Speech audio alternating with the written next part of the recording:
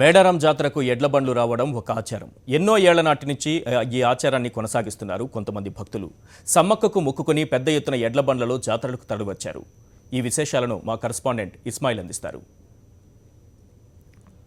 మేడారం జాతర అంటే సమ్మక్క సారలమ్మ జాతర. సమ్మక్క సారలమ్మ జాతర అంటే ఒక సంకల్పం, ఒక మొక్కు, ఒక ప్రయాణం. ప్రధానంగా మేడారం జాతరకు వచ్చేటువంటి భక్తులు పెద్ద ఎత్తున ఎడ్ల బండ్లలో వస్తారు. ఇది ఒక ఆచారంగా కొనసాగుతోంది. అయితే ఇప్పుడు ట్రాన్స్పోర్ట్ మారడం వల్ల చాలామంది బస్సులో వస్తున్నారు, కానీ ఇంకా ఎడ్ల బండ్లలో వచ్చే వాళ్ళని మనం చూస్తున్నాం. వాళ్ళు సమ్మక్కకు మొక్కుకొని ఒక బండి కడతారు, ఆ తర్వాత బయలుదేరేటువంటి పరిస్థితి. కొన్ని రోజులు ప్రయాణం చేస్తారు, కొందరు వేరే ప్రాంతాల నుంచి వస్తారు, 100 కిలోమీటర్లు దాటి వచ్చేటువంటి వాళ్ళు కూడా ఉంటారు. ప్రస్తుతం కొంతమంది ఎడ్ల బండ్లలో వచ్చే మనం చూస్తున్నాం. ఎక్కడి నుంచి వస్తున్నారు సార్ మీరు? దుంపల్లిగూడెం. ఎంత దూరం ఇక్కడ నుంచి? 30 కిలోమీటర్స్. రైట్, మనం చూడొచ్చు ఎడ్ల బండ్లలో వాళ్ళ పిల్లల్ని తీసుకొని ఇక్కడ ఒక బండి కట్టుకొని వస్తారు. ఆ తర్వాత 3 రోజుల పాటు ఇక్కడ వాళ్ళు మేడారం జాతరలో ఉంటారు. మేడారం జాతరకు సంబంధించినటువంటి తమ ఏర్పాట్లు మొత్తం చేసుకొని వచ్చేటువంటి వాళ్ళని చూస్తున్నాం. తమ కుటుంబ సభ్యులతో వస్తారు, తమ పిల్లలతో వస్తారు.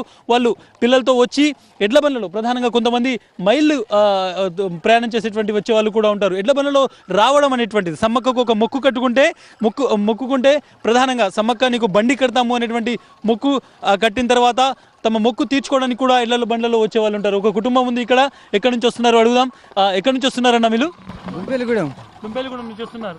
ప్రతి సంవత్సరం ఎడ్ల బండ్లలో వస్తారా మీరు? ప్రతి సంవత్సరం వస్తాం. ఎంతమంది వస్తున్నారు? 10 మంది దాకా. రైట్, మనం చూడొచ్చు వీళ్ళందరూ కూడా ఒక గ్రామం నుంచి ఎడ్ల బండ్లు కట్టుకొని వ్యవసాయం చేసుకునేటువంటి వాళ్ళు ఎడ్ల బండ్లు కట్టుకొని ఎడ్ల బండ్లలో వస్తున్నటువంటి దృశ్యాలను మనం చూడొచ్చు. వీళ్ళు రాత్రంతా ప్రయాణం చేసి వస్తున్నటువంటి వాళ్ళని చూస్తున్నాము. ఒక సిరీస్గా వచ్చేటువంటి వాళ్ళు ఉంటారు. మనం చూడొచ్చు. ఒకసారి వీళ్ళను ఆపి మాట్లాడేటువంటి ప్రయత్నం చేద్దాం. ఎడ్ల బండ్లలో ప్రయాణం చేయడం అనేటువంటిది ఒక సాంప్రదాయంగా ఉంటుంది. ఎక్కడి నుంచి వస్తున్నా? బసరా గోవింద్రపేట నుంచి వస్తారా? ప్రతి సంవత్సరం ఎడ్ల బండ్లు వస్తారా? మీరమ్మా? మేము కూడా ప్రతి సంవత్సరం వస్తాం. ఎంతసేపు అయింది? మీరు స్టార్ట్ ఎంతసేపు నుంచి వస్తున్నారు? మేము నైట్ బయలుదేరినాం. 1 వరకు బయలుదేరినాం. ఇప్పుడు చేరుకున్నాం. కాసేపు అయితే జంపనకు వెళ్ళి స్నానం చేసి దర్శించుకుంటాం. ఎన్ని రోజులు బస్సులు అవి ఉన్నాయి కదా, మీరు ఎడ్ల బండ్లలో ఇంకా ఎందుకు వస్తున్నారు? మాకు సంతోషం కోరుకున్నాం తల్లివారిని. తల్లివారిని కోరుకున్నామని చెప్తున్నారు. కొంతమంది భక్తులు ఉన్నారు, ఒకసారి మాట్లాడే చేద్దాం. చిన్న పిల్లల్ని తీసుకొని వస్తున్నారు. చిన్న పిల్లల్ని తీసుకుని వస్తున్నటువంటి వాళ్ళని కూడా చూడొచ్చు.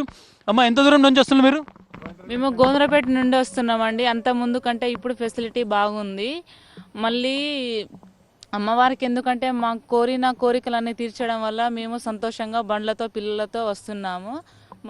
అంతేనండి. రైట్, మనం చూడొచ్చు తమ కోరికలు అమ్మవారు తీరుస్తారు కాబట్టి బండ్లలో వస్తున్నామని చెప్తున్నారు. సిరీస్ మనం చూడొచ్చు. వీళ్ళు ఏ విధంగా బండ్లలో వస్తున్నటువంటి వాళ్ళని చూడొచ్చు. ఫ్యామిలీస్ వస్తున్నారు, వాళ్ళందరూ కూడా ప్రిపేర్ వచ్చినటువంటి దృశ్యాలు మనం చూడొచ్చు. వాళ్ళ ఎద్దులకు కూడా ఇక్కడ మనం చూడొచ్చు కలర్ వేసుకొని వస్తున్నటువంటి దృశ్యాలు మనం చూస్తున్నాం. ఒక మేడారంకి వచ్చినటువంటి భక్తులకు సంబంధించినటువంటి ఎడ్ల బండ్ల ఒక కాన్వాయ్ని చూస్తున్నాం. ఎడ్ల బండ్లలో రావడం ఇక్కడ ఒక సాంప్రదాయము. తమ సాంప్రదాయాన్ని కొనసాగిస్తున్నారు. ఇక్కడ 3600 ఆర్టీసీ బస్సెస్ ఉన్నాయి. ఆర్టీసీకి సంబంధించి వేల సంఖ్యలో ప్రైవేట్ వెహికల్స్ వస్తున్నాయి. కానీ ప్రతి ఒక్కరు కూడా అందరూ వేరు వాహనాలతో వస్తున్నారు. ఎడ్ల బండ్లలో వచ్చే వాళ్ళని మనం చూస్తున్నాం. తమ ట్రెడిషన్ను కొనసాగించడము, తమ మొక్కులను తీర్చడం కోసం ఎడ్ల బండ్లలో వస్తున్నామని వీళ్ళు చెప్తున్నారు. వీళ్ళ సమర్తో ఇస్మాయిల్, సాక్షి టీవీ, మేడారం.